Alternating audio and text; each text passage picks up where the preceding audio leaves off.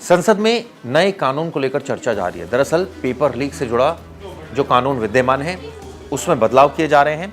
सजा को 7 साल किया जा रहा है। इसके अलावा जो जुर्माना है उसकी राशि को भी बढ़ाया जा रहा है, यानी करीब 10 करोड़ रुपए जुर्माना राशि की जा रही है। ऐसे में जो संगठित रूप से इस अपराध को अंजाम देंगे ये सजा उनके लिए है। अब आपको बताता हूं, ये बात तो जो कानून है उसकी हो गई, लेकिन इससे पहले अभी भी बवाल मचा पड़ा है। सीजेपी से सरकार ने दरअसल वादे किए थे, जिसमें एक वादा था कि एफआईआर वापस ले ली जाएगी आंदोलनकारियों के खिलाफ। अभी तक ऐसा नहीं किया गया है। इसी बात को लेकर सीजेपी भड़क गया है। उसके नेताओं का बयान सामने आया है। पहले आप ये सुनिए कि इस बाबत जो उनके नेता हैं उनका क्या कहना है। हेलो एवरीवन, मैं देख रहा हूँ कई सारे स्टेट्स में पुलिस जो है वो स्टूडेंट्स को हैरेस कर रही है, परेशान कर रही है। गवर्नमेंट स्टूडेंट्स को डराना धमकाना बंद कर दे। अगर वो इसी तरह पुलिस के द्वारा स्टूडेंट्स को डराएगी, धमकाएगी, डिटेन की धमकियां देगी, अरेस्ट की धमकियां देगी, तो कॉकरोच जनता पार्टी फिर से बहुत बड़ा प्रोटेस्ट करेगी। We will protest again if you keep harassing the students. Stop harassing the students. देखिए, जैसे आपको पता है, सरकार ने हमें जो गारंटी दी थी कि एफआईआर सारे जितने फाइल हुए हैं अभी तक छात्रों के खिलाफ, प्रोटेस्टर्स के खिलाफ, वो सारे वापस लिए जाएंगे और फ्यूचर में भी कोई भी एक्शन नहीं होगा किसी भी प्रोटेस्टर के खिलाफ। सिर्फ दिल्ली में नहीं, कोई भी भाजपा रूल्ड स्टेट या जो एनडीए गवर्नमेंट के स्टेट्स है वहां पे ये गारंटी हमें दिया गया था सैटरडे को पूरे देश भर के सामने। अब उसमें डेडलाइन था आज का, ट्यूसडे का, तो अभी भी थोड़ा कुछ घंटे बचे हैं ये डेडलाइन का एक्सपायरी तक का। अभी तक हमें वो आश्वासन पूरी तरीके से सरकार से रिटर्न में नहीं मिला है। बहुत सारे स्टेट्स, कुछ स्टेट्स है जैसे कि बिहार और असम, जहां पे एक नोटिफिकेशन निकला है इसी गारंटी का, एंड उसके बाद आज के दिन में कोई भी स्टेट्स में या यूनियन गवर्नमेंट के तरफ से ऐसा कोई रिटर्न गारंटी अभी तक हमें नहीं मिला है। आज शाम को सरकार के जो रिप्रेजेंटेटिव्स हैं उनसे मैं मिलने भी गया था, उनका इनविटेशन आया था।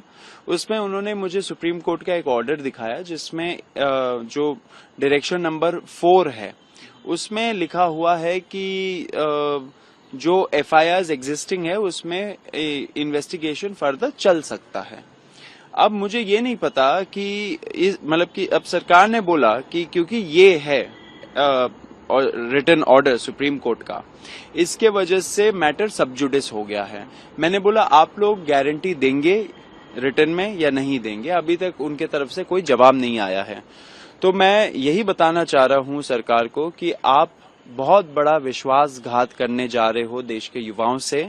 हम लोगों ने डिक्लेयर किया है कि हमें ऐसा कोई भी ऑर्डर जिसमें जो हमें एक गारंटी दिया है सरकार ने उसका उल्लंघन हो, वैसे कोई भी ऑर्डर या कोई भी डिसीजन स्वीकार नहीं है। छात्रों को जो आपने वादा किया था वो वादा आप रखिए, एंड हम चाहते हैं कि आगे भी चल के अगर कोई भी डिसीजंस होते हैं छात्रों के हित में, अगर आप लेते हो और अगर आपने उसको प्रॉमिस किया है तो वो आप रखिए।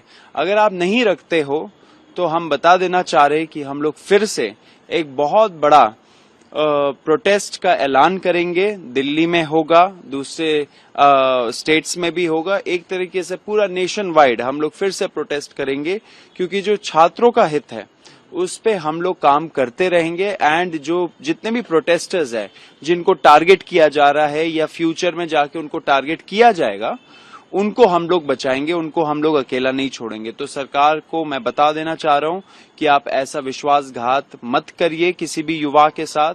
आपने जो वादा किया है वो आप फुलफिल करिए। अगर आप नहीं करते हो तो फिर से छात्र एक बार रास्तों पे उतरेगा। तो आपने सुना अभिजीत दीपके को और इसके अलावा दूसरे नेता यानी सौरभ दास को। उनका इस बाबत क्या कहना था ये मैंने आपको बताया। लेकिन अब इस मामले में आपको बताता हूं, जो सबसे बड़ा बवाल मचा पड़ा है वो है बैलेट गन्स के ऊपर। आखिर इसका इस्तेमाल किसने किया? आपको बताता हूं, दरअसल इसका इस्तेमाल रैपिड एक्शन फोर्स ने किया था और ये दिल्ली पुलिस के अधिकारियों के कहने पर किया गया था। अभी अधिकारी कौन है इसको लेकर संशय बरकरार है।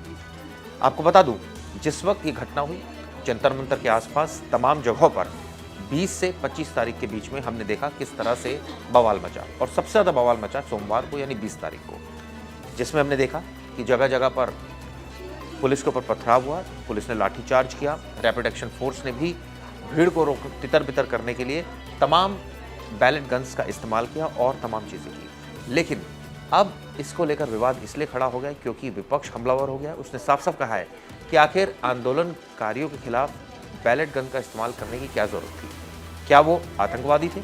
इस तरह की तमाम बातें की जा रही है। आपको बता दूं, दिल्ली पुलिस ने एक आंकड़ा भी जारी किया जिसमें 2800 से ज़्यादा ऐसे लोग थे जिनका आपराधिक इतिहास था, जो आंदोलन का हिस्सा बने थे। बात सच है कि आंदोलन सीजेपी की तरफ से आयोजित किया गया था, लेकिन इसमें कई ऐसे लोग भी जुड़े जो आपराधिक प्रवृत्ति के थे। अब उनको क्या सीजेपी ने बुलाया था? नहीं, ये जांच की बात है। लेकिन इसको लेकर पुलिस ने मुकदमे भी दर्ज किए। एक भी मुकदमा पुलिस वालों के खिलाफ दर्ज नहीं हुआ क्योंकि पुलिस का कहना था कि ज़्यादती आंदोलनकारियों ने की और आंदोलनकारियों का कहना था कि पुलिस ने लाठियां भांजी और जगह जगह इसी वजह से उनकी चोटें भी लगी। इसको लेकर उन्होंने कोर्ट का भी रुख अख्तियार किया है। यानी एक तरफ पुलिस की एफआईआर है, दूसरी तरफ कोर्ट में याचिका दाखिल की गई है। लेकिन इस बीच बैलेट गन्स को लेकर जो खुलासा मैं आपको करने जा रहा हूं, उसमें कई पॉइंट्स निकल कर आए हैं। दरअसल जैसे मैंने आपको बताया, सीनियर अधिकारी, हर एक पॉइंट पर सीनियर अधिकारी की ड्यूटी थी, डीसीपी रैंक के अधिकारी की ड्यूटी थी, जिनमें DCP Sachin Sharma, DCP north, इसके अलावा जॉइंट सीपी मधुर वर्मा, इसके अलावा कई और डीसीपीस थे जिसमें रोहित राजवीर और ऐसे दिल्ली पुलिस के तमाम डीसीपीस थे जिनकी अलग अलग पॉइंट्स पर ड्यूटी थी। ऐसे में ये कहा गया कि रैपिड एक्शन फोर्स को जो गन चलाने का निर्देश दिया गया वो एक पर्टिकुलर डीसीपी के द्वारा दिया गया। हालांकि रिक्वेशन पर कई और डीसीपीज ने भी साइन किए थे, जिनमें मनीषी चंद्रा, जिनमें सचिन शर्मा, डीसीपी नई दिल्ली है, जंतर मंतर जिनके इलाके में है। इसके अलावा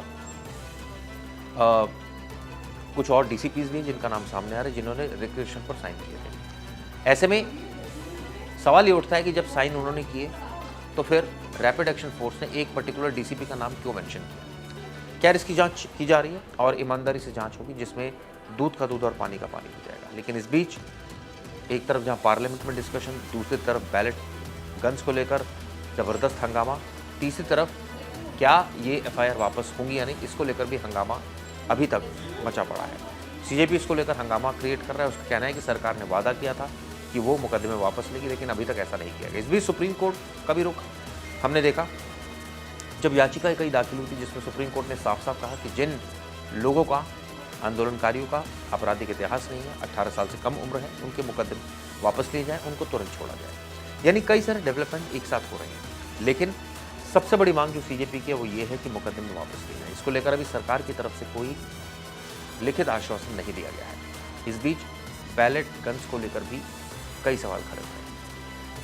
इस वीडियो में मैंने आपको बताने की कोशिश की कि किस तरह से कानून में प्रावधान हुए हैं, पुलिस की क्या कार्रवाई अब तक चल रही है, कोर्ट्स का क्या नज़रिया है। अभी भी पार्लियामेंट में इसको लेकर बहस चल रही है। उम्मीद ये की जानी चाहिए कि इस मामले में एक ठोस कानून सामने आएगा जिससे अपराधियों को सख्त से सख्त सजा मिलेगी और अपराधी पेपर लीक ना कर पाए, इसको लेकर भी ठोस रणनीति बनेगी।